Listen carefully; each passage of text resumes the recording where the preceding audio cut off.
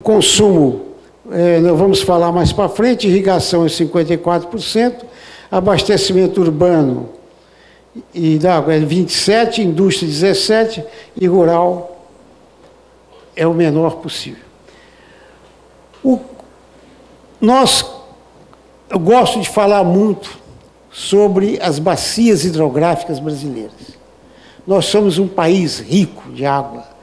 Quando nós chegamos no exterior, todo mundo nos cobiça a nossa riqueza. É uma coisa impressionante um país desse, com 8,5 milhões de quilômetros quadrados, ter grandes bacias hidrográficas. Ali está selecionadas 8 grandes bacias, sendo a mais importante a bacia do Amazonas. Vocês veem o seguinte, que a bacia do Amazonas, com sua contribuição total, que tem mais de 6 milhões de quilômetros quadrados, ela contribui com cerca de 209 metros cúbicos por segundo, como vazão média anual. Isso é uma coisa fantástica. A parte brasileira é 133. E se nós considerarmos toda a contribuição brasileira, dá 189 mil metros cúbicos por segundo, inferior à vazão total do Rio Amazonas. Então, o Rio Amazonas, quando nós vamos nos países estrangeiros e vamos discutir o problema, principalmente de hidroelétrica, é uma cobiça e uma tendência de crítica feita que nós não temos capacidade, que o nosso uso da água não é um uso bem feito, que nossas usinas emitem gás de efeito estufa e outras coisas mais. Então, nós vamos navegar nesse sentido e mostrar o que realmente está acontecendo. Essa transparência, de certa forma, a consequência dela já foi mostrada, que ali a indicação das áreas roxas são as terras indígenas, né? As unidades de conservação ali são os verdes mais fortes, e nós temos, então, o seguinte quadro. Unidade de conservação, 16%, terras indígenas, 25%. Então, o que sobra, vamos dizer assim, para o uso do homem é acerca das outras ocupações, 59%. Mas o que nós queremos dizer com isso? Que nós necessitamos, evidentemente, de fazer uma política de bom uso da água. Isso é uma obrigação para a nossa sobrevivência. E no caso da Amazônia, o Brasil agora está caminhando para a Amazônia, como vocês viram aí nessas projeções do setor elétrico. Quer dizer, temos aproveitamentos no Madeira, aproveitamento no Xingu e outras coisas, na bacia do Tapajós, nos rios Telespires, principalmente. Então, aí tem que se concentrado a parte do potencial. Evidentemente que essas usinas que estão lá, que foram construídas, elas estão construídas em situações topográficas especiais que são usinas a fio d'água. Todas elas a fio d'água.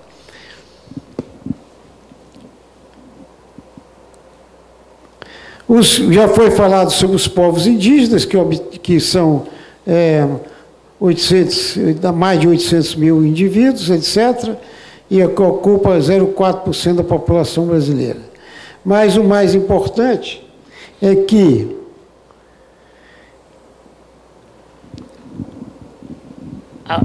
os reservatórios do Brasil, que são tão combatidos, é 0,5%, inferior a 0,5% da área nacional. Então, não podemos entender uma crítica tão profunda. Evidentemente que os impactos existem, ninguém pode negar esse fato, mas tudo que o homem faz, infelizmente, são impactos na natureza. Nada que o homem faz fica impune. Então, nós estamos caminhando para uma direção e temos cada vez mais de tomarmos a nossa decisão. Se temos que usar a água em benefício do homem, como nós vamos usar essa água? O que nós não podemos é fechar os olhos, ficar num ambiente refrigerado, tomando uísque e dizer que está tudo muito ruim, que não pode fazer nada.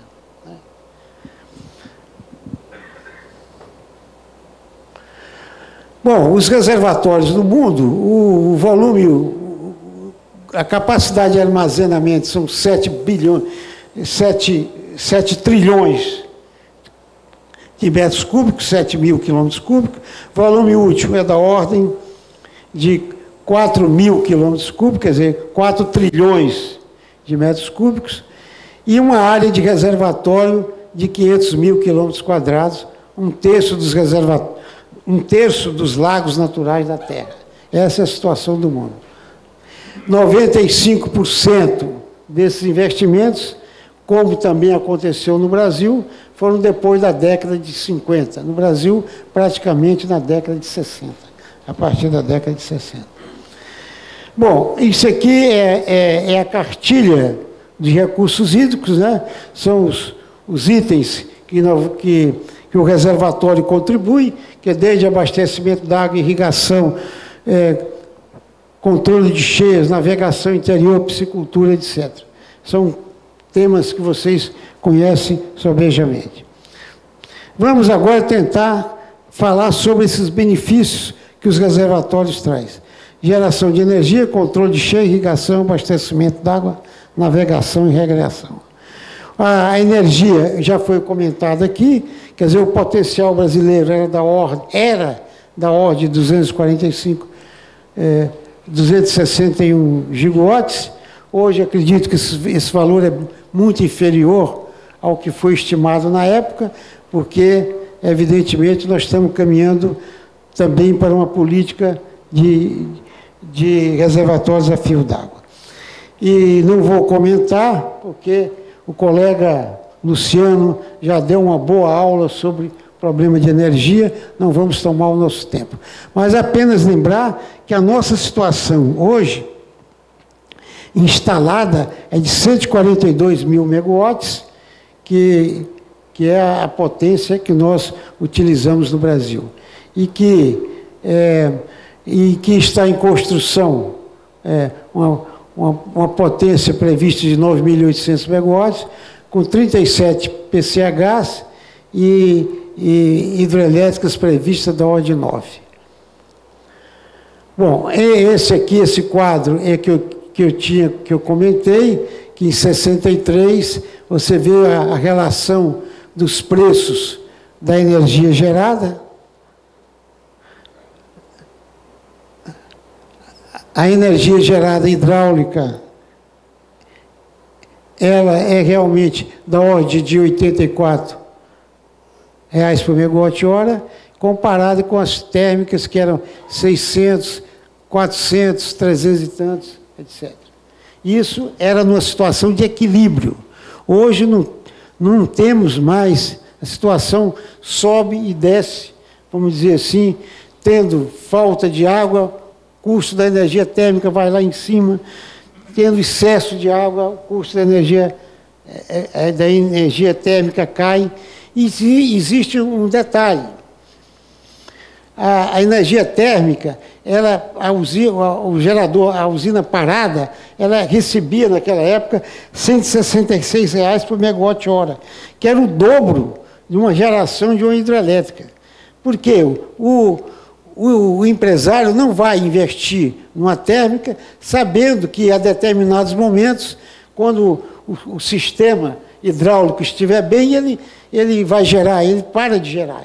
Ele parando de gerar, ele já recebe o mínimo de R$ 166, recebia o mínimo de R$ 166 por megawatt-hora. Isso, eu gosto de frisar que isso era em 63, em 2003, em que a gente tinha um equilíbrio de informação que poderia permitir uma comparação. Isso aqui é na Amazônia, né, que o potencial explorado o brasileiro hoje é 80, o Luciano falou que é 86,7, e chamar a atenção que o que nós temos de mais importante, que nós vamos comentar para frente, é a bacia do Rio Paraná. A bacia do Rio Paraná, ele gera quase 45% da energia gerada no país. Isso é um fato que nós vamos comentar. Então, essa região Centro-Sul, se a região Centro-Sul está bem, o sistema está bem. Bom, eu não vou fazer os comentários, que já foi mostrado aqui, a situação da bacia do Xingu, que é Belo Monte, com 11 mil, o bacia do Tapajós, 26 mil, Madeira, 6.500. Então, o que eu quero mostrar é que,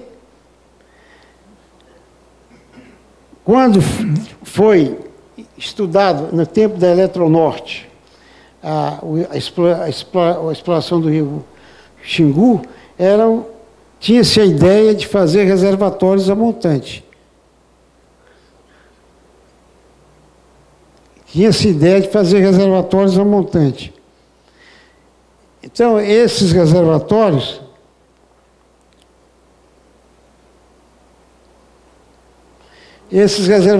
iam permitir a regularização aqui de Belo Monte. E, evidentemente, devido às pressões sociais, principalmente indígenas, na época, que atingiria realmente a parte, vamos dizer assim, média e alta do Xingu, o governo brasileiro tomou a decisão de, através de uma portaria, abandonar e dizer que realmente ficaria restrito somente à utilização a construção de Belo Monte, que é uma usina que praticamente só vai gerar em períodos médios e chuvosos. Quer dizer, durante o período seco, praticamente a geração é desprezível. Bom, agora,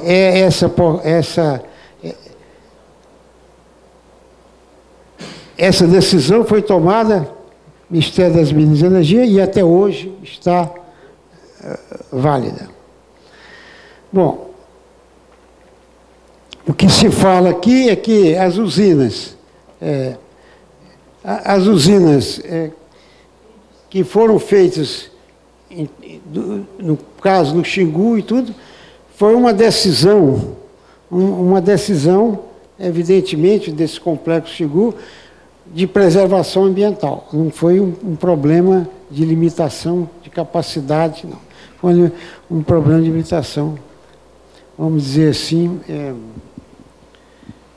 limitação ambiental. O que é muito importante nós falarmos aqui é o seguinte: temos que ter essa consciência.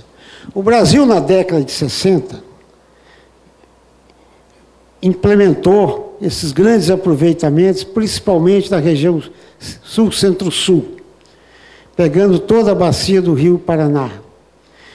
Toda a bacia do Rio Paraná, hoje, que tem da ordem uns 46 grandes reservatórios, o espaço total disponível é 260 bilhões de metros cúbicos, 260 quilômetros cúbicos, dos quais da ordem de 130 ou 140 bilhões são utilizados como volume útil. E depois disso, o que aconteceu? Depois que chega o ano 2000, depois de 1990, por aí, 90, as usinas que foram feitas, nós temos mais de 20 anos isso, o que nós construímos de reservatórios totaliza um volume útil de apenas 8. Olha aqui, volume, nos últimos 20 anos, tudo que nós fizemos totaliza 8 bilhões de metros cúbicos, 8 quilômetros cúbicos. E só os aproveitamentos que existiam antes do ano 2000, vamos dizer assim, colocando aqui os principais, não são todos, dá 206 bilhões de metros cúbicos. Quer dizer, o que nós estamos aí numa situação que nós temos que analisar esse caminho. Agora, o que acontece no Brasil? As leis ambientais são leis muito rígidas. Inclusive, o ambientalista que analisa o processo, ele está sujeito a uma penalidade. Quer dizer, ele está sujeito a ser processado se julgarem que a decisão dele não está correta. Então, o que acontece? Há uma pressão muito grande e os investidores já pensam o seguinte: olha, vou fazer tudo para desenvolver o meu projeto, aprovar sem ter problemas. Então, eu cito aí para vocês uma coisa interessante. No caso do Rio Madeira, nós temos 2 aproveitamentos com quedas de 20 metros. Acontece que o rio tem muita água e a queda efetiva em cada um é da ordem de 23 metros. Quer dizer, a queda efetiva para geração de energia, 23 metros. Olha, eles falavam o seguinte: não, então o estudo comparava com a barragem de 40 metros. Uma barragem de 40 metros tinha um reservatório muito grande. Então, falaram, não, o meio ambiente não vai aprovar, vamos cancelar essa hipótese. Ora, se nós tivéssemos feito uma barragem com 35, 36 metros de altura, gerava mais do que essas 2 de 20. Porque eu teria uns 23 mais 15. Quer dizer, tinha uma queda maior.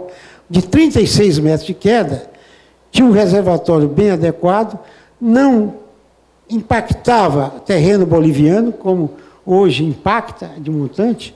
Então, essas decisões foram tomadas com medo, evidentemente, do que se chama impacto ambiental. Eu acho que os problemas devem ser enfrentados de frente.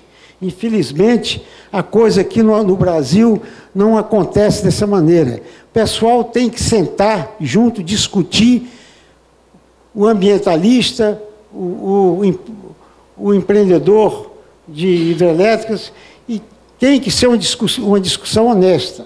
Agora, se realmente as pessoas procuram outros caminhos, a coisa não pode dar bom resultado. Tem que haver uma discussão séria a respeito desse problema. Bom, eu quero chamar a atenção só uma coisa, que o reservatório também dá um certo retorno financeiro, que são, vamos dizer assim, a compensação financeira que o reservatório dá para os municípios e tudo isso. Apenas para mostrar isso. Bom, o que nós falamos está traduzido aqui nesse gráfico. Aqui são a construção de reservatórios em hectômetros cúbicos. Está aqui, está aqui, hectômetros cúbicos vezes 10 a terceira, então quilômetros cúbicos, isso aqui. Então, em 60, 70, de 80 até 90, de 2000 para cá, não há nada de volume de reservatório. Então, esse é o caminho que nós temos que ter consciência de como estamos andando nele.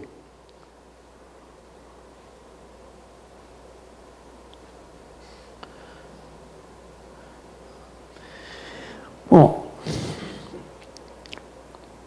uma coisa que sempre nos preocupou, é que, principalmente quando nós íamos no exterior, era críticas, que os reservatórios brasileiros eram grandes emissores de gás de efeito estufa. E sempre teve isso, sempre às vezes aparece um sujeito que se postula como cientista, inventa um modelo matemático, nunca conhece a Amazônia, nunca pegou uma amostra e cria lá cenários imaginários. Pode ser pode ser imaginário, pode ser lógico, mas não é real. Então, isso é que tem acontecido. A Eletrobras, preocupada com esse problema, montou um grupo de trabalho em que as empresas do setor elétrico colaboraram, coordenado pelo CEPEL. O colega Jorge Damasio é que coordenou esse grupo de trabalho durante anos. E durante esses tempos, 4 anos de trabalho,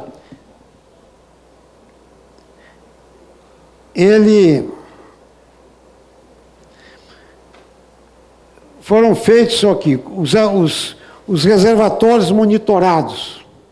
Foram Balbina, Tucuruí, Três Marias, Serra da Mesa, Segredo, e assim vai, Xingó, Funil e